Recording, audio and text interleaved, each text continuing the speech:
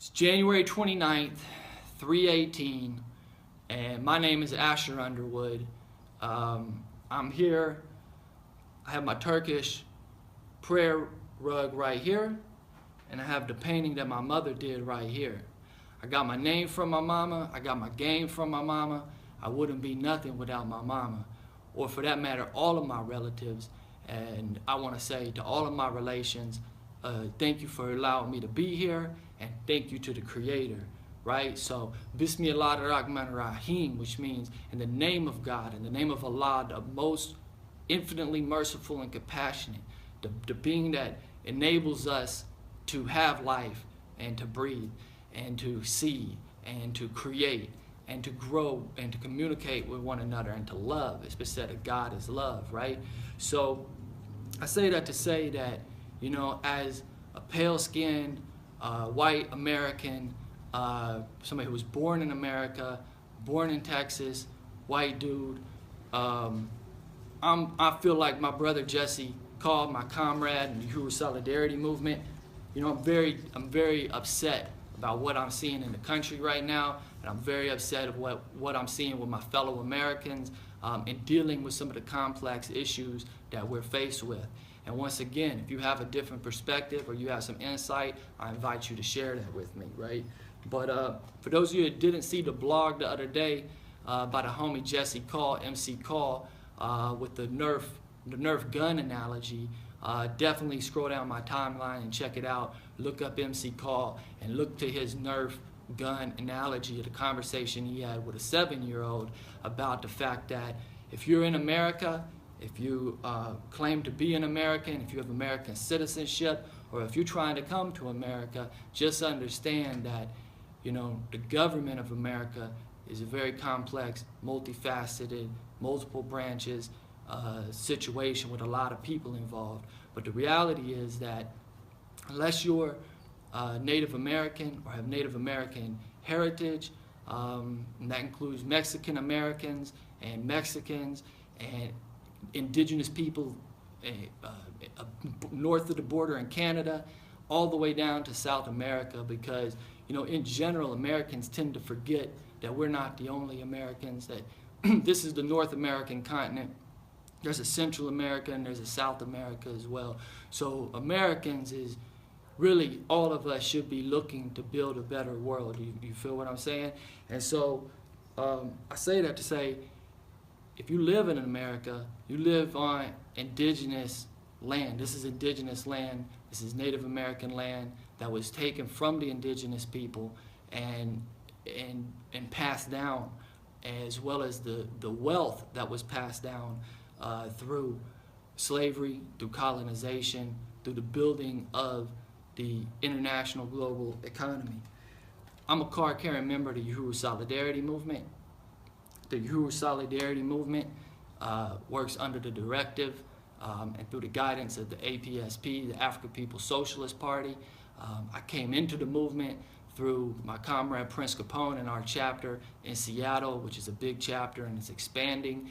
And I'm just kind of here to touch on a couple of current events and to let you know sort of a different position and perspective as somebody who is in solidarity with African people and that categorically renounces and denounces that American or American exceptionalism somehow has an inherent right to all of this land, hands down, bar none.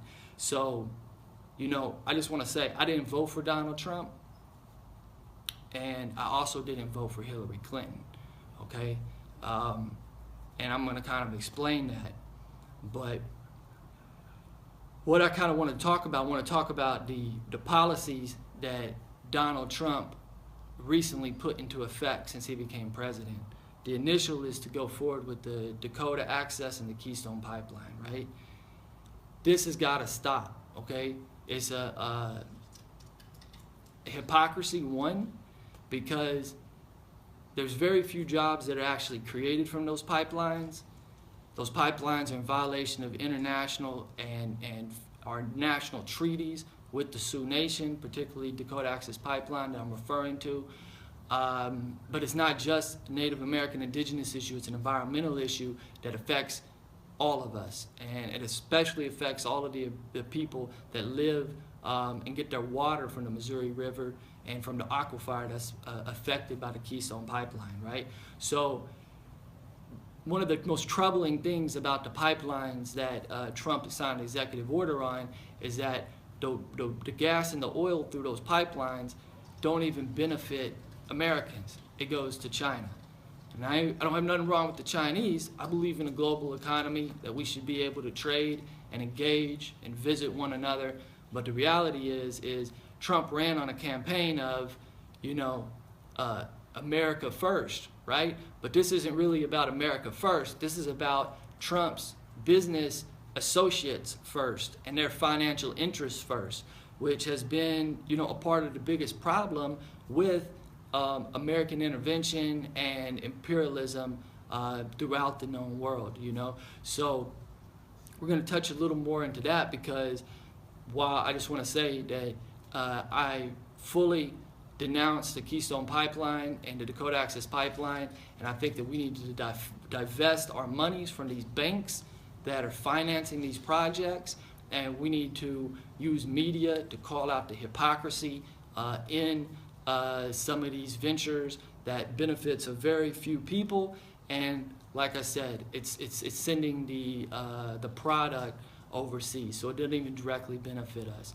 But the thing also to understand about that is that, now that I've touched on that topic, take a breath for a second.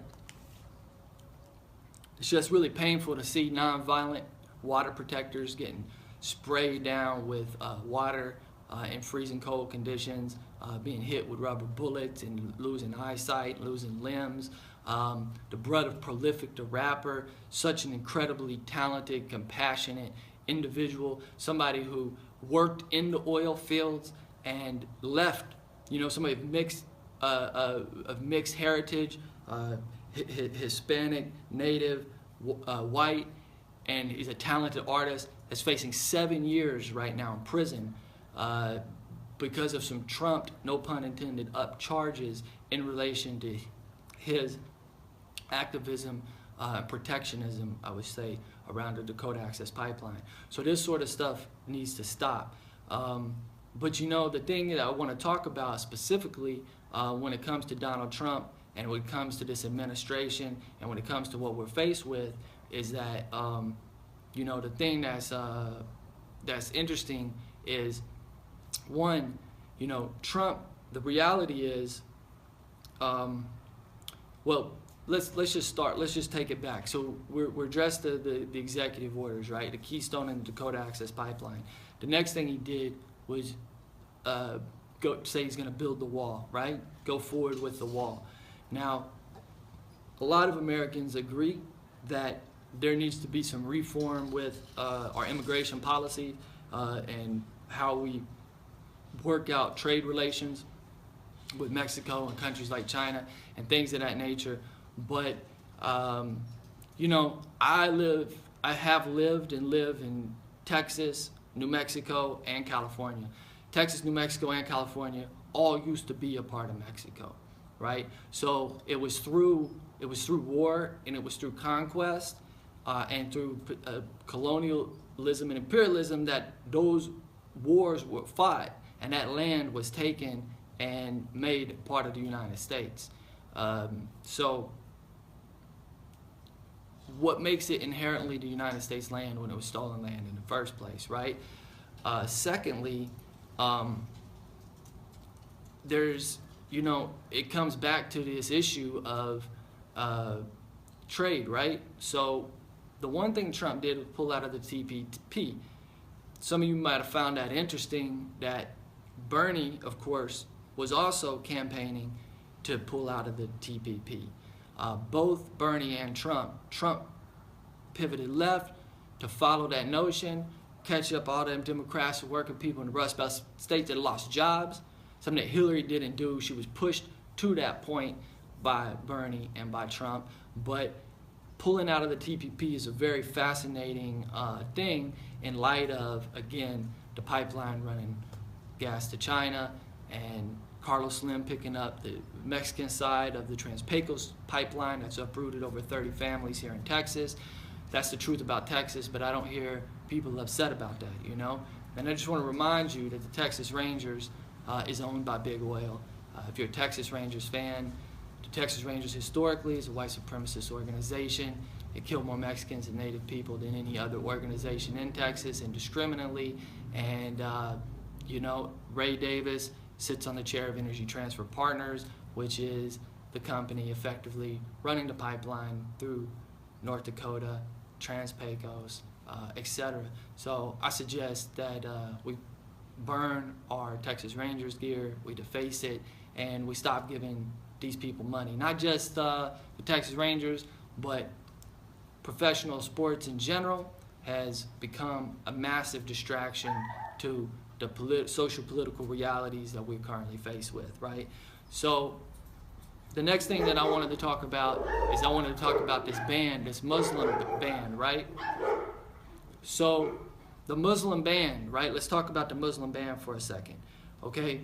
So it should be recognized that Iraq, Syria, Iran, Libya, Somalia, Sudan, and Yemen were all the 7 countries that the Trump administration wrote into this Muslim ban order.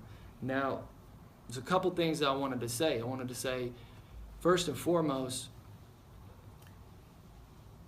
part of why I came to Islam is thankfully to my Somalian sisters. So if it was not for my Somalian sisters, then I wouldn't even have the depth of understanding that I have, and I wouldn't even think the way that I think. So I definitely got mad love for the Somalian people, and I feel terrible for the families that have been torn apart.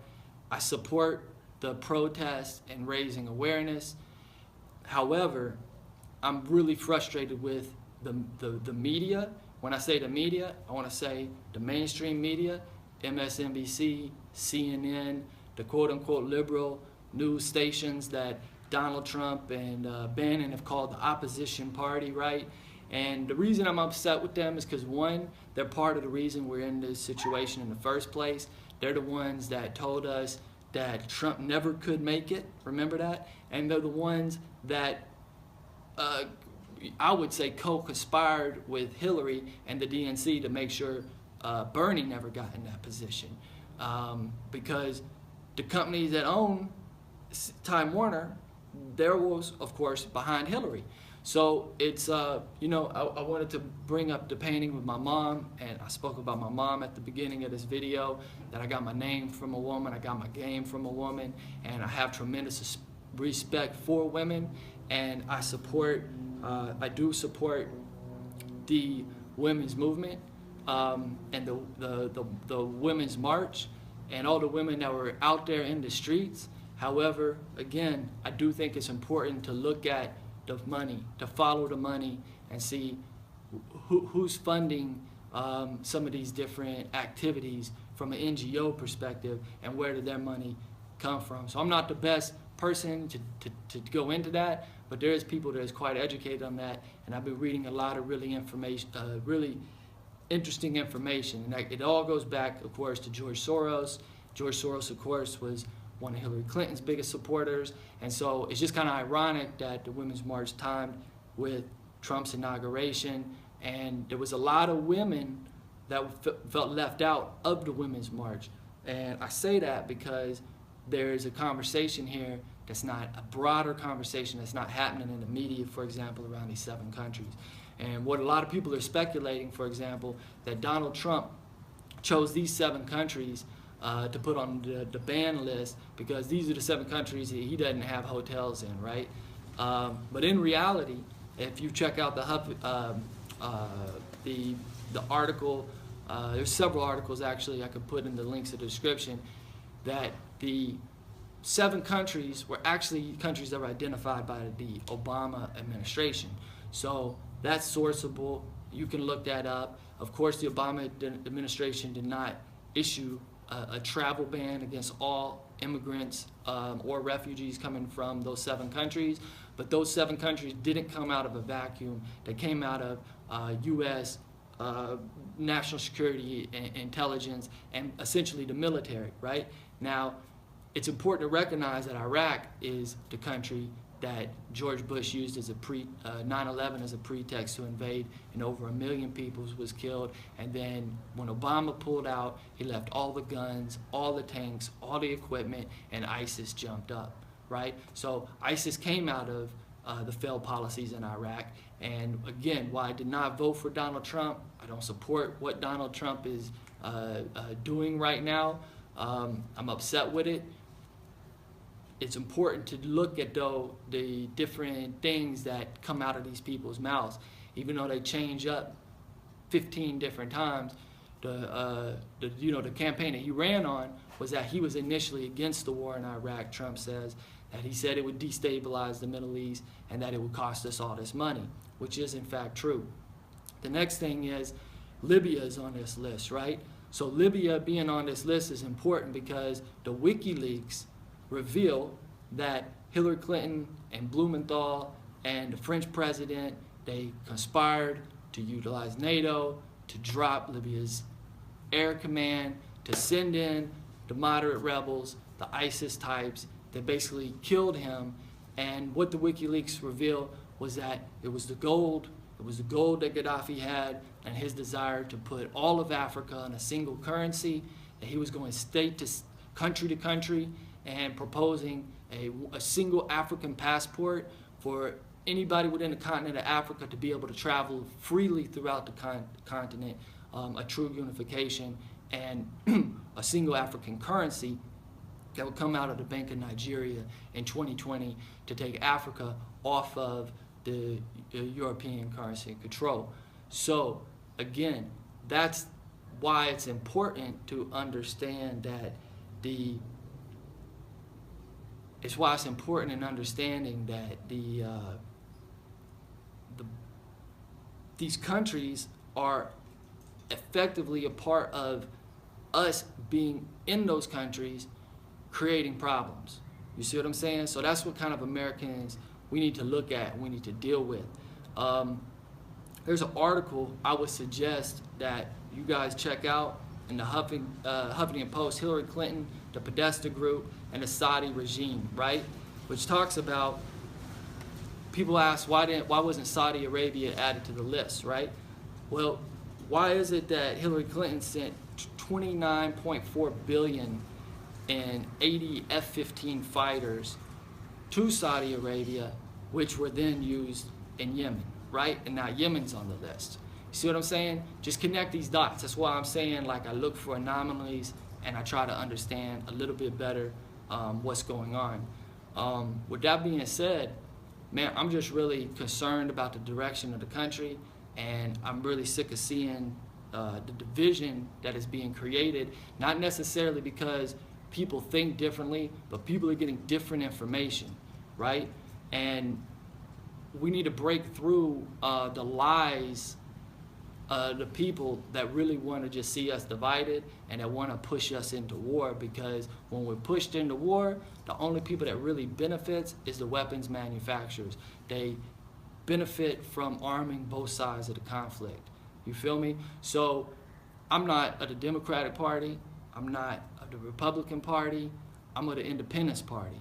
I'm of the Independence Party because we believe in the independence of all people, that all people should have the individual sovereignty, their state identity, their national identity and sovereignty, and that's how you build a true, more equal playing field in the world, right? That's how you build a more equal playing field in the world, by letting everybody have the ability to self-determination, not just raping Africa of its resources so that we can live like kings, so that we can have the materials to make our cell phones, the materials to run our computers, and essentially continue to live, as MC Call said, on a pedestal of white supremacy and privilege.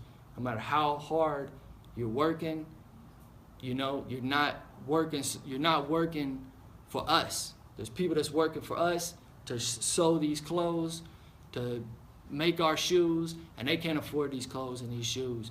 And that's what the Uhuru Solidarity Movement is about. You can find more information at uhurusolidarity.org. You can check out my Facebook page, The Independence Party, which is all about us independently coming together, more of a coalition, and building a better world. And I just want to say that don't believe the hype. Don't believe the hype. If you think that all Muslims are terrorists, you really, really, really have bit into the lies. And if you think that, that the Democratic Party would have saved us, once again, you fed into the lies. We got to have self-determination amongst ourselves, and that's what I'm about. And that's why I set up this set here, to let you know that, man, I got mad love for all of you. I got mad love for the world. And, and saying why I never done a video like this, because, as I wasn't raised in Islam, I was raised as a Christian, right? And the way that I identified as a Christian is that Jesus came to the world in order to break the barriers down between the so-called high priest and God, and bring us into direct communion with God, to understand that we are all of God's children. We all have the breath of life in us while we are here, and we should do something. We should do something together positive, right? And Islam means peace. Islam doesn't mean war. Islam means peace. And the Quran speaks about fighting for the oppressed. Fighting for the oppressed, right?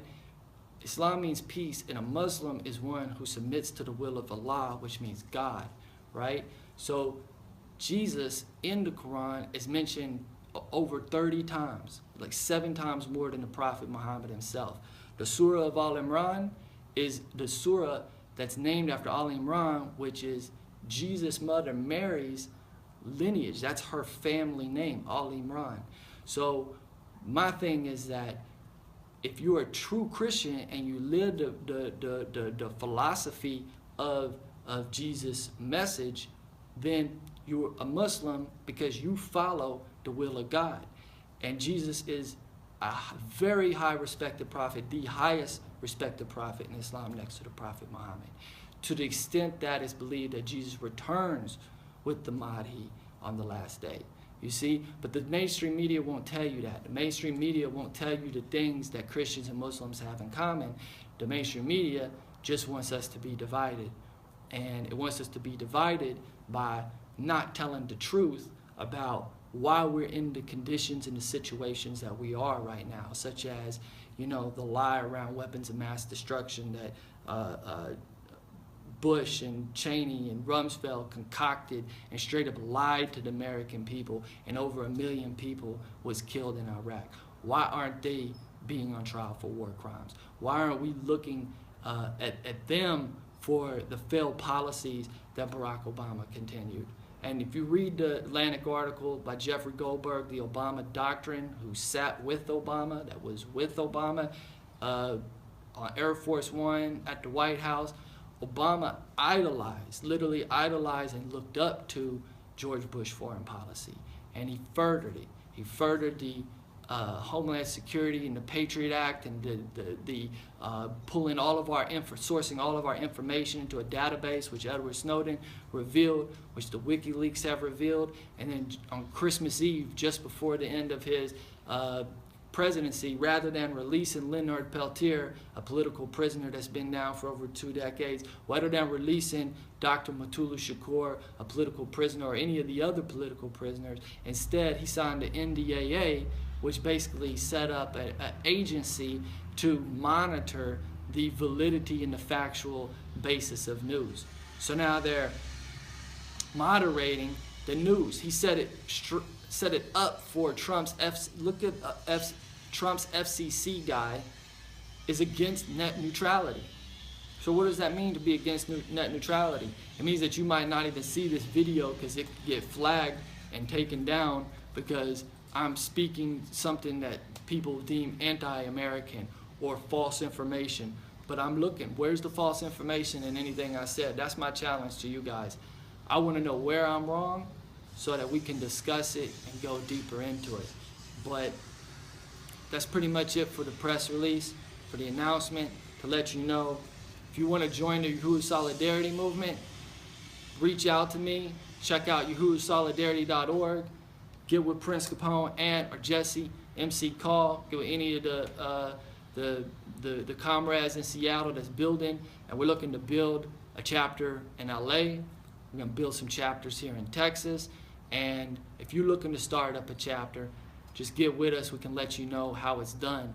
The whole purpose and reason is for white people, for Europeans, for Americans to recognize our privilege, to look at where we're wrong, to pay reparations for slavery that's due, to repatriate the land, to know that anything that we're doing with this land and this country, Native Americans should be at the forefront of that conversation, not being violated and ran over so pipelines can ship gas and oil to China. That's not the way that it should be done. You know what I'm saying? So on that note, I say, let me know what you think. Let me know if you have take any issues to what I said. If anything I said was wrong to you, well, feel free to correct or criticize me. But I just wanted to get it off my chest. I wanted to set up a little space to bring you a press release.